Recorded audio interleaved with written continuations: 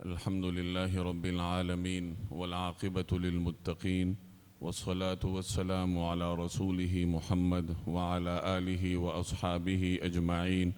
وعلى من تبعهم بإحسان إلى يوم الدين. أما بعد فأعوذ بالله من الشيطان الرجيم. بسم الله الرحمن الرحيم. ومن آياته أن خلق لكم من أنفسكم أزواجا لتسكنوا إليها وجعل بينكم مودة ورحمة إن في ذلك لآيات لقوم يتفكرون. صدق اللہ العظیم. بزرگان محترم اور میرے عزیز دوستوں اور بھائیوں، اللہ تبارک و تعالی نے مرد اور عورت کے باہمی تعلق کے نتیجے میں نسل انسانی کو جاری فرمایا ہے، اور مرد اور عورت کے اس باہمی تعلق کو جسے نکاح کہا جاتا ہے، اس کو اللہ تعالیٰ نے اپنی نشانیوں میں سے ایک نشانی قرار دیا ہے کہ دو مختلف گھرانوں میں پیدا ہونے والے لوگ ہیں اور مختلف ماحول میں ان کی پرورش ہوئی ہے، الگ الگ گھروں میں پلے بڑھے ہیں، بعض اوقات دونوں کی تہذیب اور تمدن بھی مختلف ہوتی ہے کہ ان کے علاقے مختلف ہیں، لڑکے نے کسی اور ماحول میں اور تہذیب کے تحت پرورش پائی ہے اور لڑکی نے کسی اور ماحول میں کسی اور تہذیب کو دیکھتے ہوئے اسی ماحول میں پرورش پائی ہے. تو مختلف ماحول میں پرورش پانے والے یہ دونوں لڑکا اور لڑکی جب اکٹھے ہوتے ہیں، عقد نکاح ان کے درمیان وجود میں آتا ہے، تو اللہ تعالیٰ ان دونوں کے درمیان ایسی محبت قائم فرما دیتا ہے کہ وہ جو فاصلے تھے تہذیب کے، تمدن کے، اور جگہ مختلف تھی، ماحول مختلف تھا، تو وہ تمام فرق اس نکاح کے بعد مٹ جاتے ہیں اور وہ دونوں یکجان ہو کر آگے اپنی زندگی بسر کرتے ہیں. اور ان کے اس تعلق کے نتیجے میں اللہ تعالیٰ نسل انسانی کو بھی پروان چڑھاتا ہے. تو اس لیے اللہ نے اس تعلق کو اپنی نشانیوں میں سے ایک نشانی قرار دی.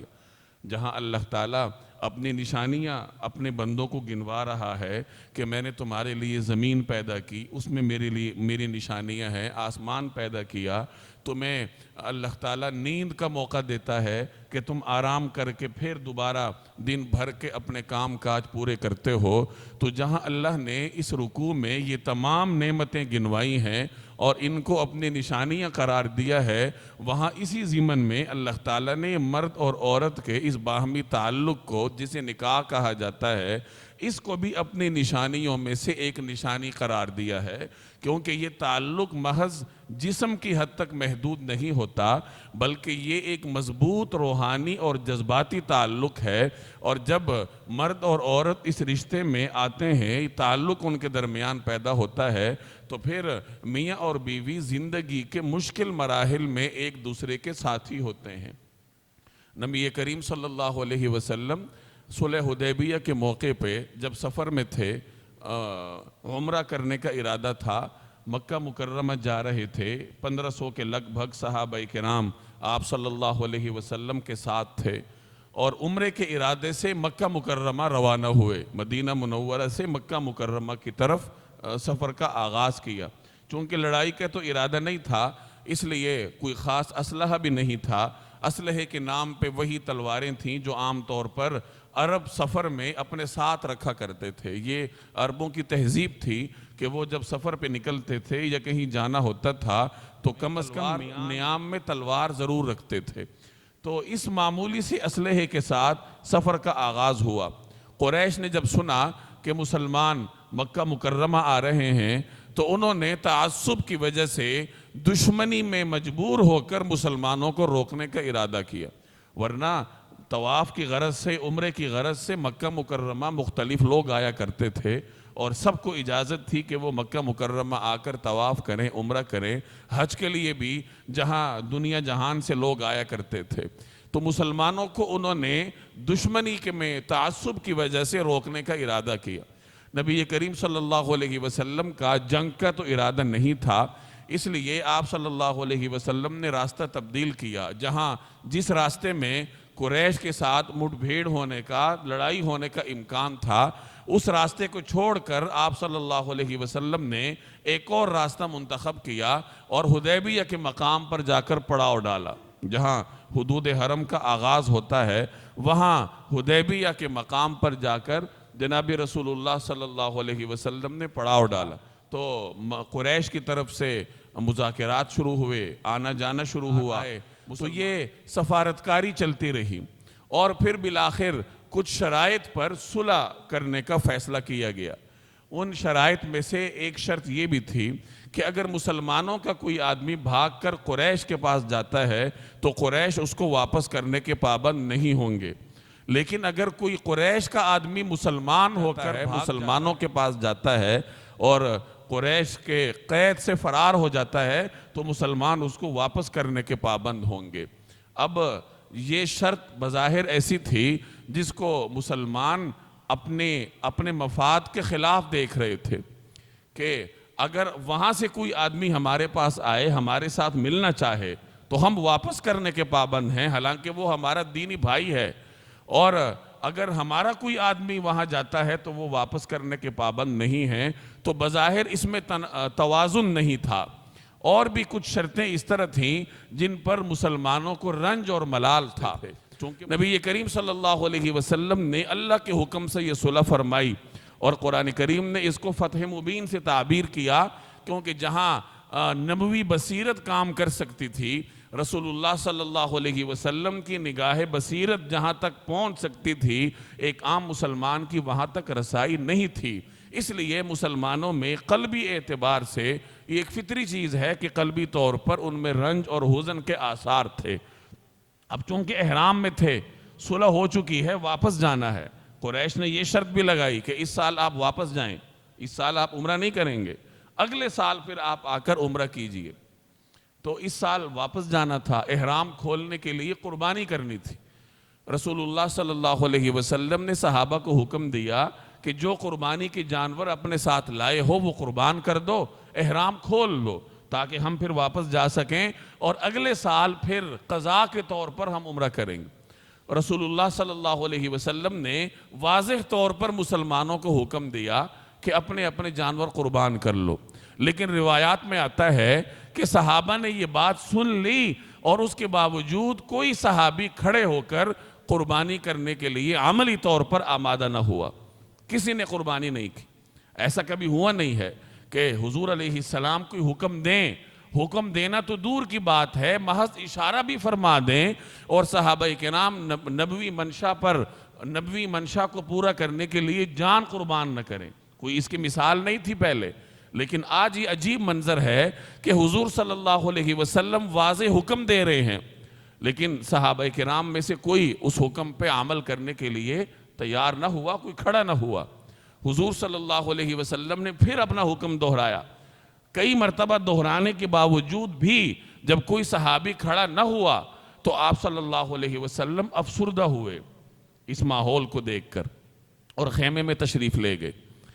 اب اس افسردگی کے عالم میں نبی کریم صلی اللہ علیہ وسلم کو اگر کسی نے تسلی دی تو وہ آپ کی زوجہ مطہرہ ام المؤمنین حضرت ام سلمہ رضی اللہ تعالی عنہ تھیں، اور انہوں نے رسول اللہ صلی اللہ علیہ وسلم کی خدمت میں عرض کیا کہ یا رسول اللہ، صحابہ کرام اس وقت رنج اور علم سے گزر رہے ہیں، چونکہ انہوں نے ایک ایسی صلح کی ہے جو کہ جس کی شرائط ان کو پسند نہیں ہے، لہٰذا وہ رنج کی کیفیت میں ہیں اور رنج کی وجہ سے آپ کے حکم پہ وہ عمل نہیں کر پا رہے، لہٰذا آپ ایسا کیجئے کہ آپ خود اپنے جانور کو قربان فرمائیے اور بال کاٹنے والے کو بلوا کر اپنا حلق فرمائیے، صحابہ کو اپنا عمل دکھائیے۔ عملی طور پر جب آپ اپنا احرام کھولیں گے تو صحابہ کرام بھی اس پر عمل کرنا شروع کر دیں گے۔ چنانچہ نبی کریم صلی اللہ علیہ وسلم نے ایسے ہی کیا کہ آپ صلی اللہ علیہ وسلم نے اپنا جانور قربان کیا اور پھر ہلاک کرنے والے کو بلا کر اپنا ہلاک کرنے کا حکم دیا، تو حضور علیہ السلام کی دیکھا دیکھی صحابہ کرام بھی کھڑے ہوئے اور ایک دوسرے کا ہلاک کرنے لگے، قربانیاں کرنے لگے۔ اور روایات میں آتا ہے کہ وہ ایک دوسرے کا ہلاک اس طرح کر رہے تھے کہ ایسا لگتا تھا کہ کہیں ایک دوسرے کے گلے ہی نہ کاٹ دے۔ رنج کی عالم میں تھے، جیسے ایک آدمی بے دلی سے ایک کام کرتا ہے، لیکن بہرحال رسول اللہ صلی اللہ علیہ وسلم کے حکم پر عمل ہوا۔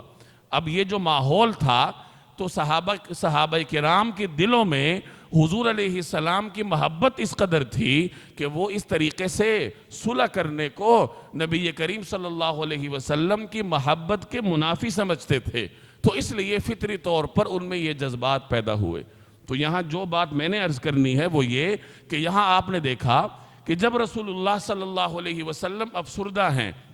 اور بظاہر یہ دیکھ رہے ہیں کہ یہ میرے جانثار صحابہ ہیں جو میرے ایک اشارے پر جان قربان کرنے کے لیے تیار ہیں، لیکن آج میرے واضح حکم کے باوجود یہ قربانی نہیں کر رہے، احرام نہیں کھول رہے، تو اس افسردگی کے عالم میں نبی کریم صلی اللہ علیہ وسلم کو مشورہ کس نے دیا؟ آپ کی زوجہ مطہرہ نے، ام المؤمنین حضرت ام سلمہ نے آپ کو مشورہ بھی دیا اور صحابہ کرام کی جانب سے صفائی بھی پیش کی۔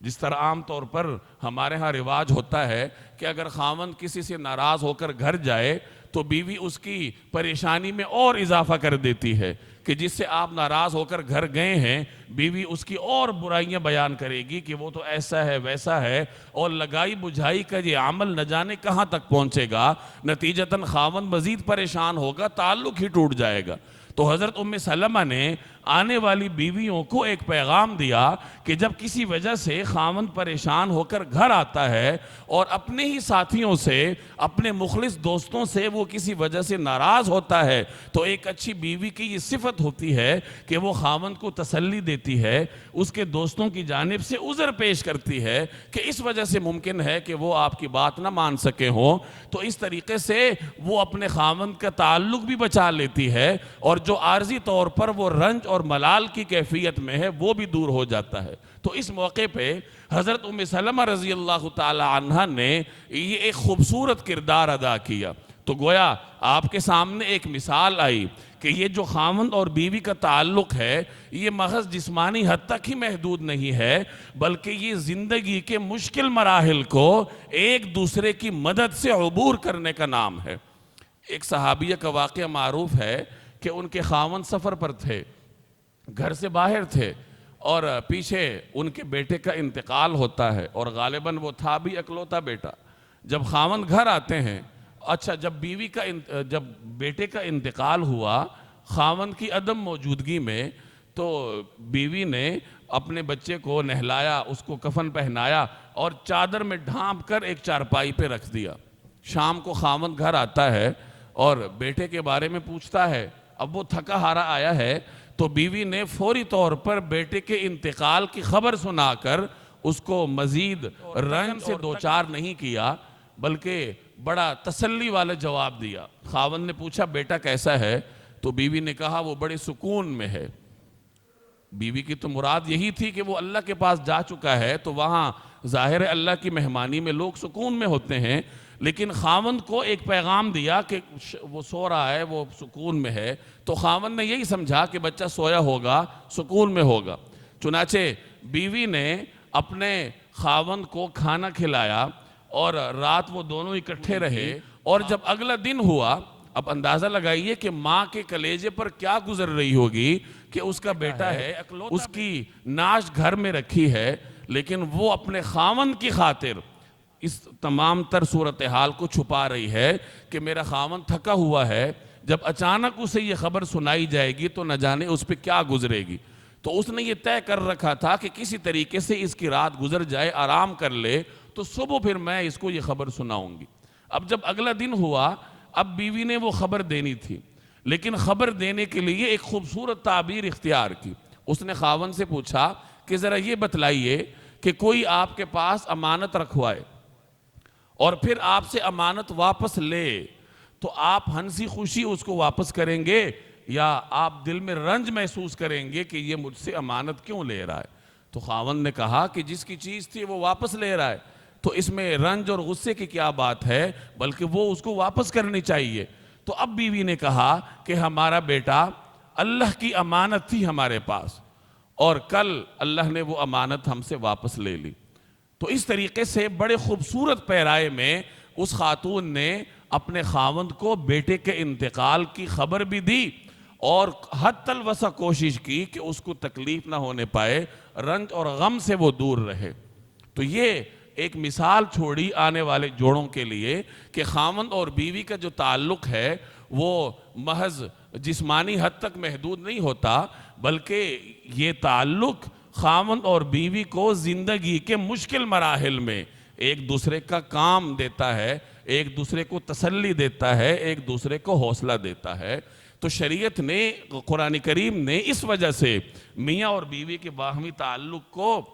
اللہ تعالیٰ نے اپنی نشانیوں سے تعبیر کیا۔ وَمِنْ آیَاتِهِ کہ اللہ کی نشانیوں میں سے ایک نشانی یہ بھی ہے أَنْ خَلَقَ لَكُم مِّنْ أَنفُسِكُمْ أَزْوَاجًا کہ اس نے تمہارے لیے تم ہی میں سے جوڑے بنائے، لِتَسْكُنُوا إِلَيْهَا تاکہ تم اپنے جوڑے کے پاس جا کر سکون حاصل کرو، وَجَعَلَ بَيْنَكُمْ مَوَدَّةً وَرَحْمَةً اور اس نے تم دونوں کے درمیان محبت اور رحمت پیدا فرمائی۔ إِنَّ فِي ذَلِكَ لَآيَاتٍ اس میں نشانیاں ہیں کہ کس طریقے سے اللہ تعالیٰ نے دونوں کے دلوں کو جوڑا ہے۔ حالانکہ جیسے میں نے عرض کیا، دونوں کی پرورش مختلف ماحول میں ہوئی ہے، تعلیم بھی مختلف ہوگی، خاندان مختلف ہوں گے، لیکن اس کے باوجود تمام تر فاصلے پاٹ کر اللہ تعالیٰ دونوں کے دلوں کو جوڑتا ہے۔ اس لیے فرمایا ان فی ذالک لآیات کہ اس میں نشانیاں ہیں لقوم یتفکرون ایسی قوم کے لیے جو غور و فکر کرتے ہوں۔ تو اللہ نے اس رشتے کو اتنی فضیلت عطا فرمائی کہ اپنی نشانیوں میں سے ایک نشانی قرار دی۔ اب چونکہ یہ رشتہ ایک محترم رشتہ ہے، اس لیے شریعت نے اس رشتے کو جوڑنے سے پہلے کچھ تعلیمات ہمیں دی ہیں کہ جب کوئی رشتہ کرنا ہو، نکاح میں لڑکے اور لڑکی کو جوڑنا ہو، تو کچھ طریقہ کار ہمیں بتلائے ہیں کہ اس طریقے پر عمل کرنے کے بعد یہ رشتہ پائیدار رہتا ہے۔ اگر الٹپ طریقے سے کوئی رشتہ کیا جائے تو اس میں زیادہ امکان یہی ہوتا ہے کہ آگے جا کر فساد پیدا ہوگا، خرابیاں پیدا ہوں گی۔ ہاں، منصوبہ بندی کے تحت ایک رشتہ ہو، وہ وجود میں آئے تو پھر زیادہ امکان یہی ہوتا ہے کہ وہ پائیدار ہوگا، فساد سے دور ہوگا، اختلافات سے پاک ہوگا، اور جو آگے نسل وجود میں آئے گی وہ مہذب اور باادب نسل ہوگی۔ تو اس لیے شریعت نے ہمیں ایک مخصوص طریقہ کار بتایا۔ سب سے پہلی بات یہ تعلیم فرمائی کہ جب بھی رشتہ کرنا ہو تو کف میں کرنا چاہیے، کف اور کفات میں رشتہ کرنا چاہیے۔ یہ کف اور کفات یہ شرعی اصطلاح ہے، آپ اس کا ترجمہ برابری سے کر لیجئے، ہمسری سے کر لیجئے، کہ جب بھی لڑکے اور لڑکی کا رشتہ کرنا ہو تو کوشش کرنی چاہیے کہ وہ باہمی ہمسر ہوں، ایک دوسرے کے برابر ہوں، ایک دوسرے کے ہم پلہ ہوں، تاکہ آگے جا کر ان کی سوچ ایک ہو، ان کا طریقہ کار ایک ہو، اور پھر زندگی گزارنے میں آسانی ہو۔ اگر دونوں میں تفاوت ہوگا تو سوچنے کا انداز مختلف ہوگا، دونوں کی فطرتیں مختلف ہوں گی، اور پھر بعض اوقات آگے جا کر فساد پیدا ہو جاتا ہے۔ اس لیے شریعت نے ہمیں یہ ہدایت کی کہ رشتہ کرتے وقت ہمسری اور ہم پلہ ہونے کو مد نظر رکھا جائے۔ ہمسری کن چیزوں میں ہو؟ سب سے پہلے نمبر پر اسلام ہے کہ مسلمان گھرانے میں رشتہ تلاش کیا جائے، پھر تقویٰ ہے کہ نیک گھرانے میں رشتہ تلاش کیا جائے، پھر مال کو بھی دیکھ لیا جائے کہ مال و دولت کے اعتبار سے دونوں میں زیادہ تفاوت نہ ہو، حسب نسب کو بھی دیکھ لیا جائے کہ حسب نسب کے اعتبار سے تفاوت نہ ہو۔ تعلیم ہے جس کو قدیم فقہا صنعت و حرفت سے بھی تعبیر کرتے ہیں کہ صنعت و حرفت کو دیکھ لیا جائے کہ دونوں کا تعلق کس صنعت سے ہے، کس حرفت سے ہے، کس شعبے سے دونوں وابستہ ہیں۔ تو جب ان تمام چیزوں کو دیکھا جائے گا، ان میں تفاوت کو دور کیا جائے گا، تو اس بنیاد پر جو رشتہ وجود میں آئے گا تو عام طور پر وہ پائیدار ہوتا ہے۔ چنانچہ ایک روایت کا مفہوم ہے کہ عام طور پر عورت سے جو جن بنیادوں پر رشتہ کیا جاتا ہے ان میں مال و دولت ہے، ان میں حسب نسب ہے، ان میں جمال ہے، ان میں دین بھی آتا ہے، تو تمہیں چاہیے کہ دین کو ترجیح دو. یعنی جہاں کسی عورت میں دینداری نظر آ جائے تو وہاں اگر باقی چیزیں پوری نہ بھی ہوں، صنعت و حرفت میں آپ سے کم ہے، نسب میں آپ سے کم ہے، مال میں حسن و جمال میں آپ سے کم ہے، تو اگر وہ دیندار ہے تو دین تمام چیزوں کے لیے نعم البدل ہوا کرتا ہے. سعید بن مسیب رحمہ اللہ مشہور تابعی گزرے ہیں. انہوں نے اپنی بیٹی کی شادی کرنی تھی اور ان کی بیٹی حسن و جمال میں بھی یکتا تھی، عالمہ فاضلہ تھی، احادیث اس کو یاد تھیں، کتاب اللہ پر اس کی نظر تھی، اس کے علم کے حسن و جمال کے چاروں طرف چرچے تھے. اب وہ عبد الملک بن مروان کا دور حکومت تھا، اموی خلیفہ تھا اور دنیا کے ایک بڑے حصے پہ حکمران تھا، مطلق العنان بادشاہت تھی اس کی. تو اس نے اس بچی کی شہرت سن کر اپنے بیٹے ولید کے لیے اس کا رشتہ مانگا، اور ولید یہ آگے جا کر بنو امیہ کا حکمران بنا تھا. اب سعید بن مسیب رحمہ اللہ کے ہاں حکمران وقت کے بیٹے کا رشتہ آیا اور جس نے آگے جا کے حکمران بننا تھا، لیکن سعید بن مسیب رحمہ اللہ نے انکار کیا اور جو رشتے کا پیغام لایا تھا اس نے وجہ پوچھی کہ امیر المومنین کے بیٹے کا رشتہ ہے، آپ رد کر رہے ہیں. تو سعید بن مسیب نے کہا کہ چونکہ اس کی سیرت اور کردار کے بارے میں سوالات اٹھائے جاتے ہیں، اس وجہ سے میں اپنی نیک سیرت بیٹی ایسے شخص کے حوالے نہیں کرتا. اور جہاں تک مال کا تعلق ہے اور حکومت کا تعلق ہے تو اللہ کے ہاں مال و دولت کی حیثیت مچھر کے پر جیسی بھی نہیں ہے، تو میں کیوں اپنی نیک بیٹی کو ایسے مالدار کے حوالے کروں جس کی سیرت میری بیٹی کی سیرت کے ہم پلہ نہیں. اور تو سعید بن مسیب نے اپنی پاک سیرت بیٹی کے لیے حکمران وقت کے بیٹے کا رشتہ نامنظور کیا. اب آگے رشتہ کیا کیسے وہ بھی سن لیجئے. مسجد نبوی میں درس دیا کرتے تھے، مشہور درس تھا ان کا، لوگ دور دور سے آ کے ان کے درس میں شریک ہوتے تھے. اب ان کے درس میں ایک طالب علم شریک ہوتا تھا، غالباً عبداللہ بن ابی وداع نام تھا اس کا. غریب طالب علم تھا جو مال و دولت میں کوئی امتیاز نہیں رکھتا تھا، لیکن متقی تھا، عابد زاہد تھا، علم و فضل کا مالک تھا. تو چند دن ایک مرتبہ وہ درس سے غائب ہوا. اب جب چند دن کی غیر حاضری کے بعد درس میں آیا تو سعید بن مسیب نے اس سے پوچھا کہ تم اتنے دن غیر حاضر رہے، خیریت ہو؟ تو اس نے عرض کیا کہ میری اہلیہ کا انتقال ہو گیا تھا تو اس وجہ سے میں اس مصروفیت میں تھا، درس میں نہ آ سکا.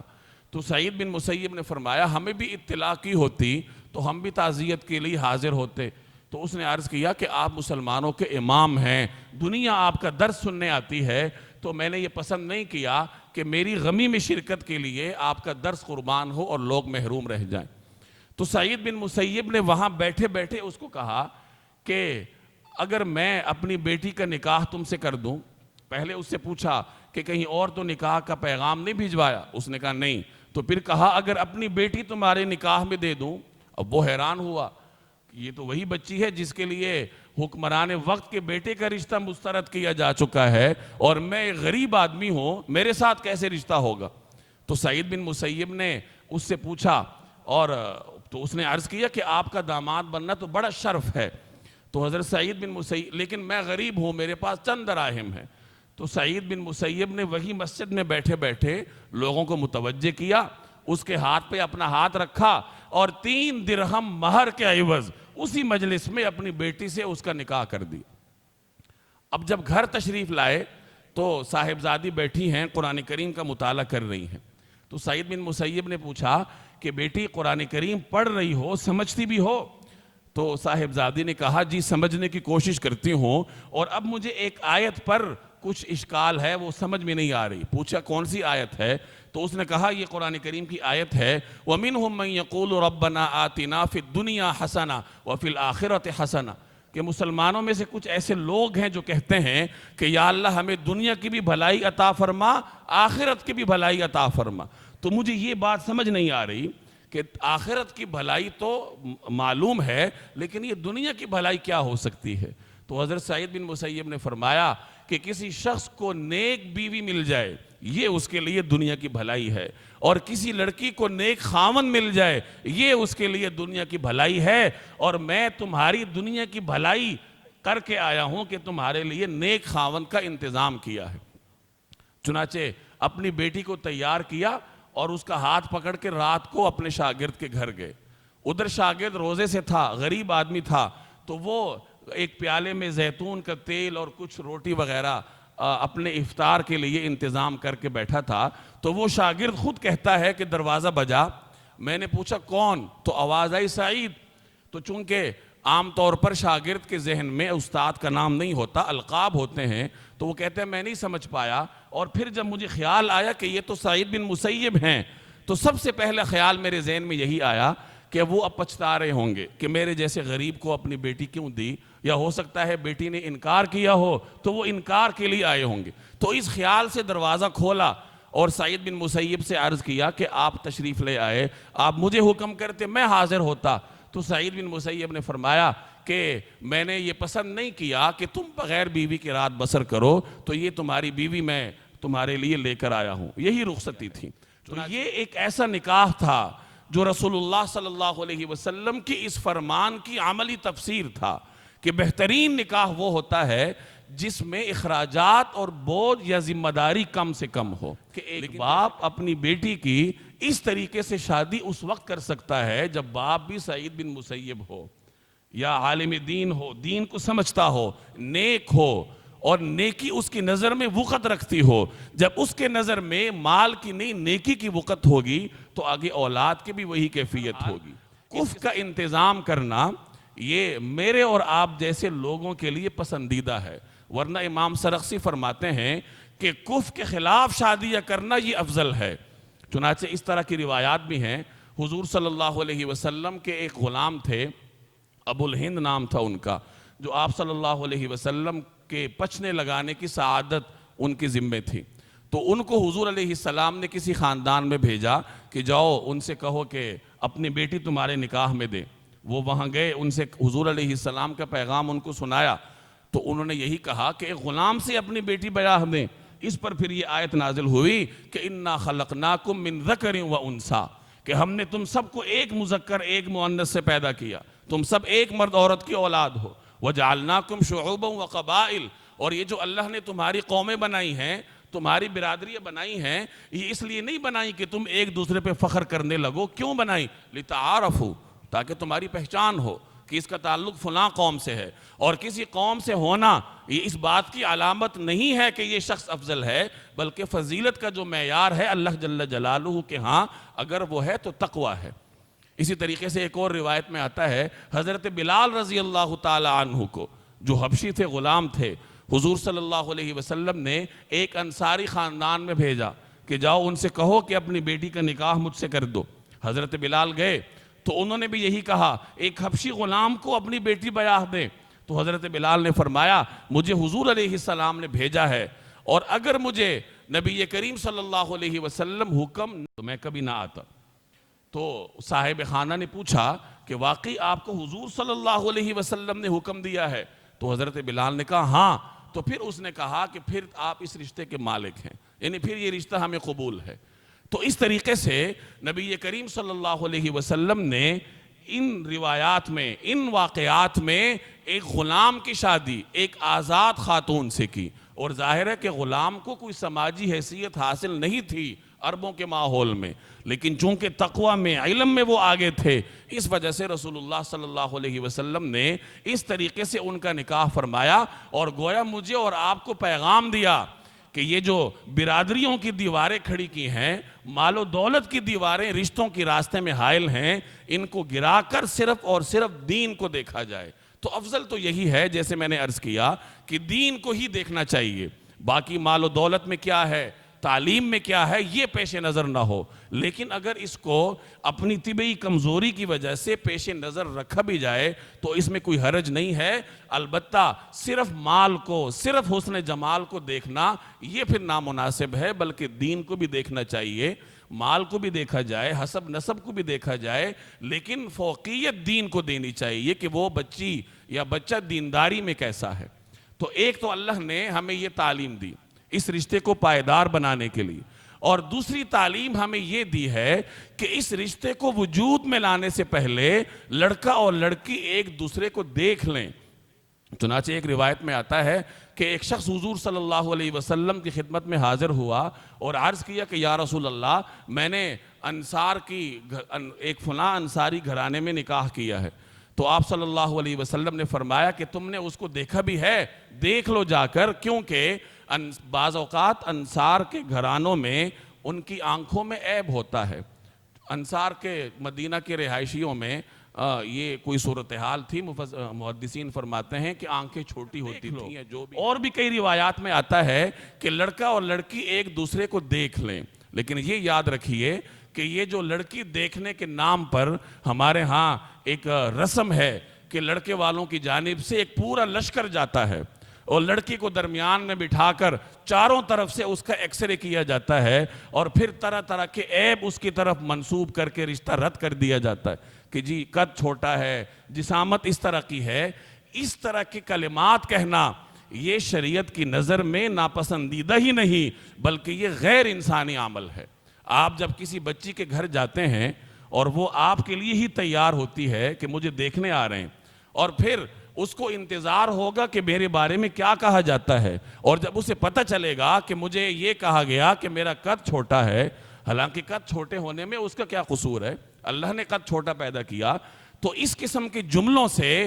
آپ ایک بچی کو زندہ درگور کر دیتے ہیں۔ اور آپ تو یہ جملے کہہ کے چلے گئے، لیکن یاد رکھیے عمر بھر یہ جملے آپ کا پیچھا کرتے رہیں گے۔ یہ چیزیں تکوینی طور پر بعد میں اثر انداز ہوتی ہیں، زندگی کے کسی نہ کسی مرحلے میں یہ جملے انسان کے سامنے آ کر کھڑے ہوتے ہیں کہ آپ نے کس طرح ایک انسان کا دل توڑا تھا۔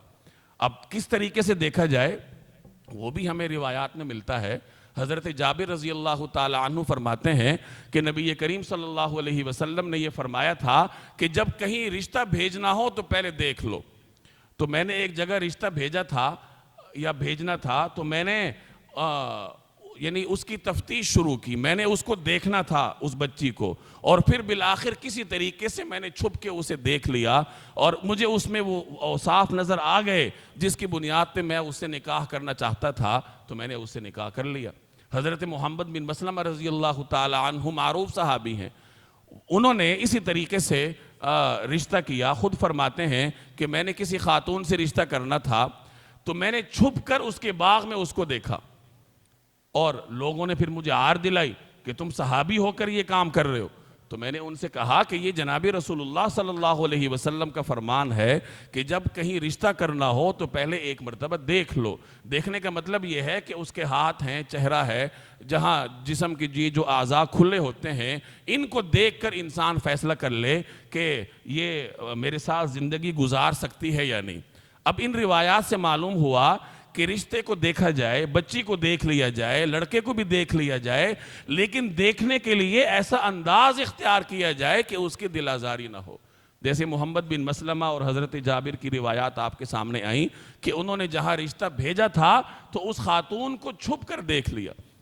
تو اس طریقے سے اگلے گھرانے کے دل آزاری بھی نہیں ہوتی، اور آپ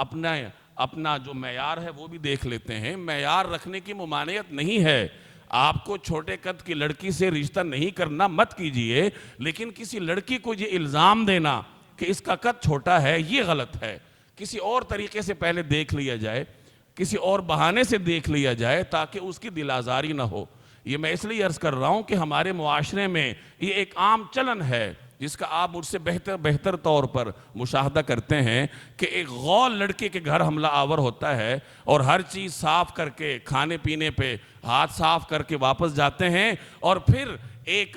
ظالمانہ جملہ بھیج دیتے ہیں کہ جی لڑکی میں یہ عیب ہے اس لیے ہمیں یہ پسند نہیں ہے۔ یہ عیب آپ پہلے دیکھ لیتے اور وہاں جا کر تماشا لگانے کی بجائے پہلے ہی اس گھر کی طرف خیال ہی نہ کرتے، رجوع ہی نہ کرتے۔ اور عام طور پر لڑکی کی بہنیں اس عمل بد میں سب سے آگے ہوتی ہیں، خاص کر ہمارے ماحول میں لڑکے والے اپنے آپ کو کوئی مافوق الفطرت مخلوق سمجھتے ہیں کہ ہمیں سرخاب کے پر لگے ہیں، اور لڑکی والوں کو جتنا ہو سکتا ہے دبایا کرتے ہیں۔ تو یاد رکھیے یہ معاملات یہ شریعت کے مزاج کے خلاف ہیں، اور رسول اللہ صلی اللہ علیہ وسلم نے جو ہمیں تعلیمات دی ہیں ایک اچھا مسلمان بننے کے جو اوصاف ہیں یہ اس کے مکمل طور پر خلاف ہیں۔ اللہ تبارک و تعالی عمل کرنے کی توفیق دے۔